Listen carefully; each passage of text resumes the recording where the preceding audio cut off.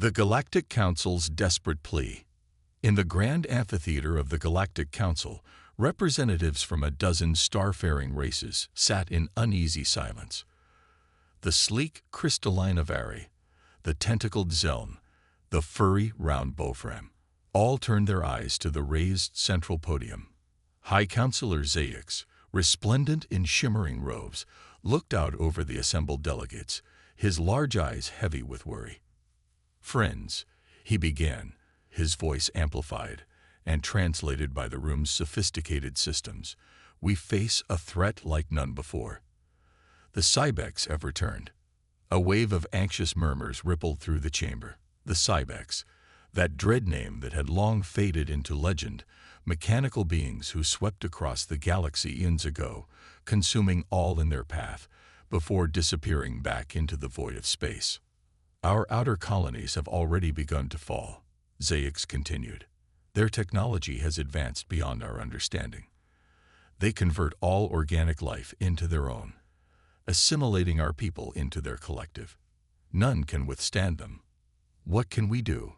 cried the Avari delegate, her crystalline form pulsing with distress. "Our combined fleets were routed in the last engagement. We have no weapons that can pierce their ship's armor." Zayix held up a data crystal. "There may be one hope. An ancient database, from cycles long past, speaks of a species, a Deathworld race, whose ferocity in battle was unmatched. They call them humans." The chamber erupted in a cacophony of shock and disbelief. "Deathworlders." The Zeln representative sputtered. "You can't seriously suggest we seek aid from those primitives. Their world is a barely tamed maelstrom of disasters and predators. How could they help us?" "They have not yet achieved interstellar flight," Zayix admitted. "But the records speak of their tenacity, their adaptability. They have a saying, 'Necessity is the mother of invention.' In extremis, they innovate as no other species can. Perhaps, given access to our technology, they might find a way to combat the Cybex." The debate raged for hours, but as reports of more worlds falling to the Cybex poured in, the decision was finally made. A plea for aid would be sent to the humans of Earth. The fate of the galaxy now rested in the hands of the Deathworlders. Humanity answers the call. In the bustling heart of the United Nations Space Command, Admiral Grayson strode through the chaos of uniformed personnel and flashing sensor displays.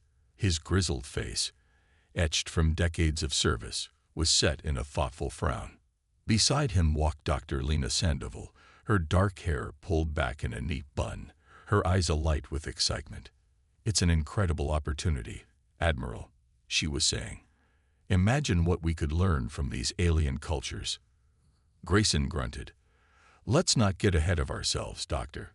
We don't know their true intentions. This Galactic Council could be leading us into a trap." They entered the command center, where a heated discussion was already in progress. On the main view screen, the face of an alien, the one who had introduced himself as High Counselor Zayix, looked out at the assembled humans.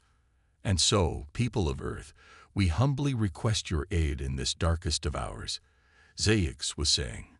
"In exchange for your assistance, we offer the full wealth of our scientific and cultural knowledge. We will elevate your species to the galactic stage, if only you will stand with us against the Cybex threat." The room burst into a hubbub of excited and wary voices. Admiral Grayson held up a hand for silence. "And why should we trust you?" he asked bluntly. "We know nothing about your council or this enemy you face. This could be some ploy to lure us into a conflict that has nothing to do with us." Dr. Sandoval stepped forward.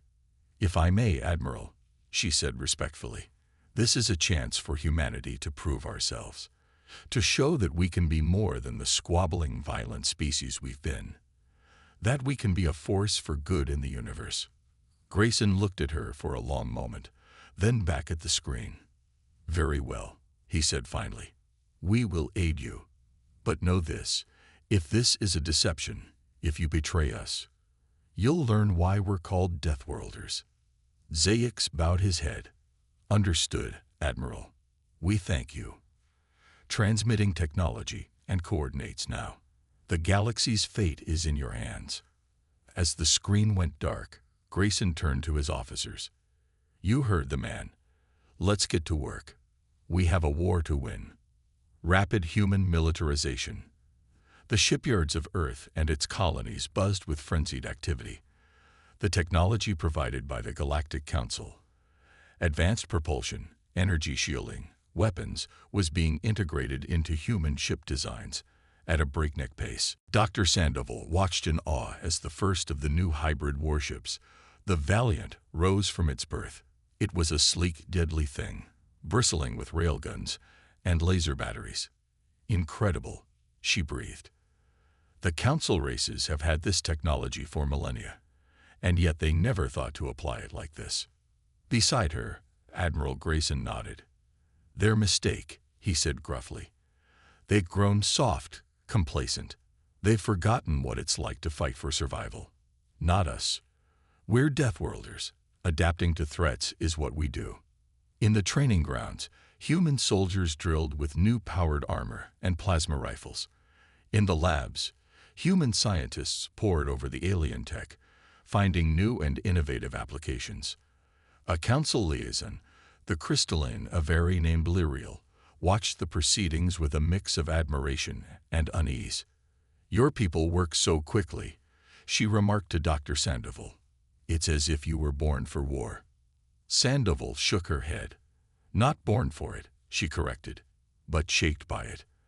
Our history is filled with conflict, with struggle. It's made us strong, resilient. And now, perhaps, it will be what saves us all. But even as the human war machine grew in strength, whispers of concern spread among the council races. Are we sure about this? The Zeln delegate fretted in a closed session. The humans are advancing so rapidly. What if, after the Cybex are defeated, they turn their weapons on us? High Counselor Zayx shook his head. We must have faith, he said. The humans are our best, perhaps our only hope. We must trust in the bonds of friendship and alliance we are forging. But as more and more human ships, bristling with advanced weaponry, poured from the shipyards, the unease only grew.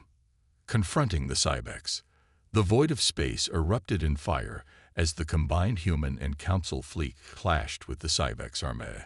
Sleek human warships darted and weaved, their railguns spitting hyper-accelerated projectiles, while the more ponderous council vessels provided supporting fire with their advanced energy weapons. On the bridge of the Valiant, Admiral Grayson gripped the command console as the ship shuddered under enemy fire. Focus fire on that central nexus, he barked. Augur analysis shows it's their command and control node. The gunners complied, their precise shots weakening the Cybex shields. But the machine ships adapted quickly, shifting their formation to protect their vulnerable point. In the Valiant CIC, Dr. Sandoval studied the tactical display, her brow furrowed in thought. Then her eyes widened. Admiral, she cried. The Cybex, they're linked. They share data instantaneously. That's how they adapt so quickly.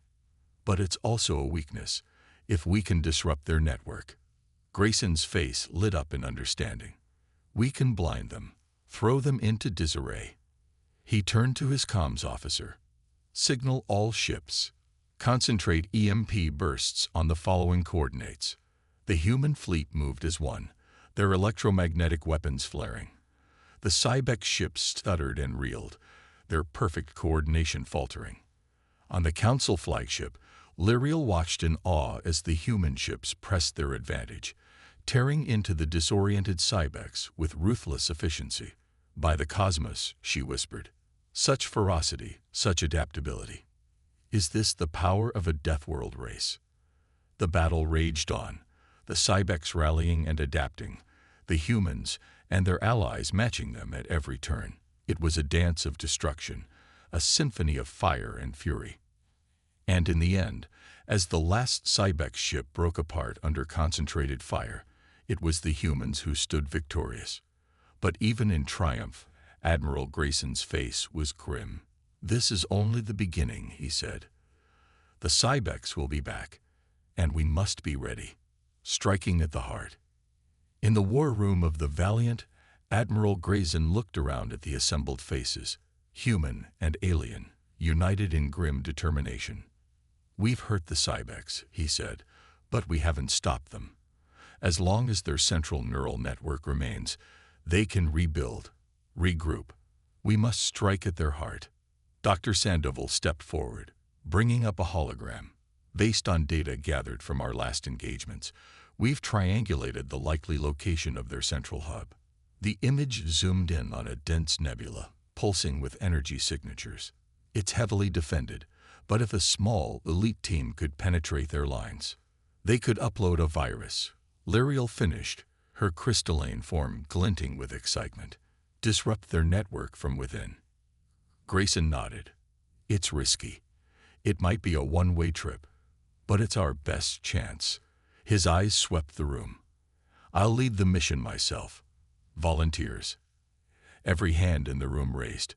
Grayson's mouth quirked in a small, proud smile. "Very well. Let's get to work." The strike team was assembled. Admiral Grayson, Dr. Sandoval, Lyriel, and a handful of the best human and council warriors. They would approach in a stealth ship, the Phantom, designed to evade Cybex sensors.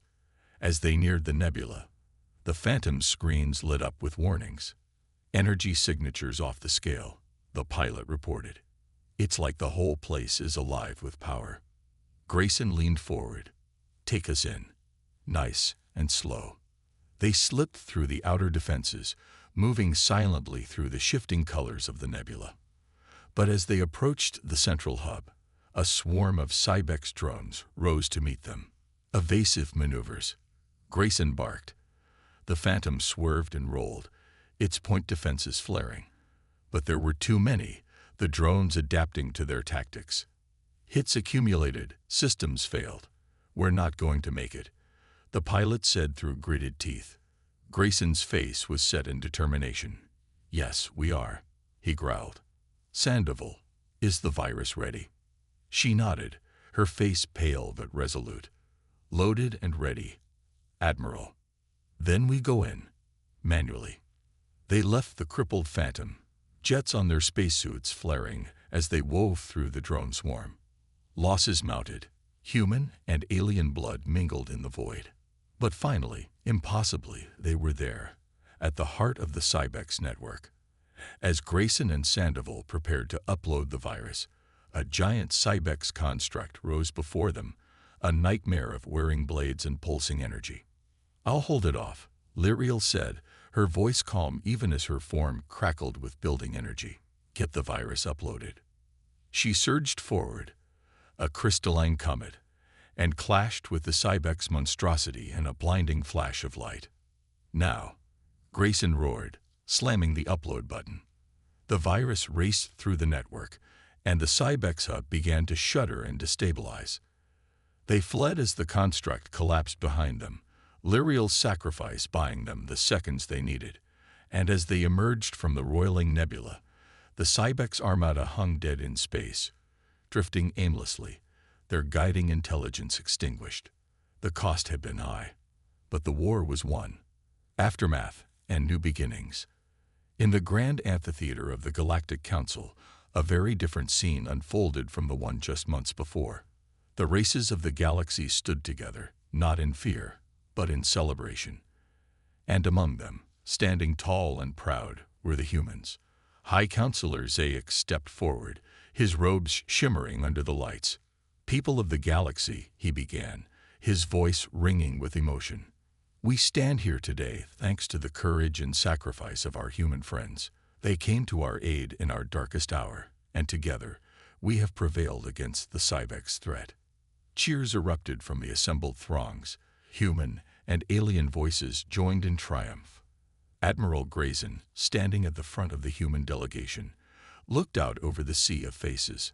His heart swelled with pride, but also with sorrow, remembering those who had fallen. Dr. Sandoval stepped up beside him.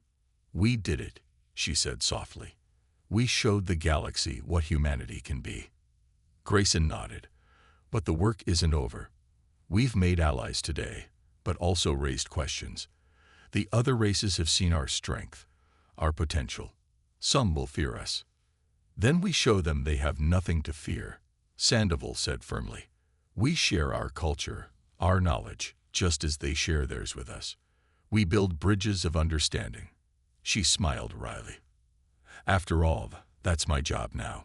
Official Galactic Council Ambassador of Human Culture.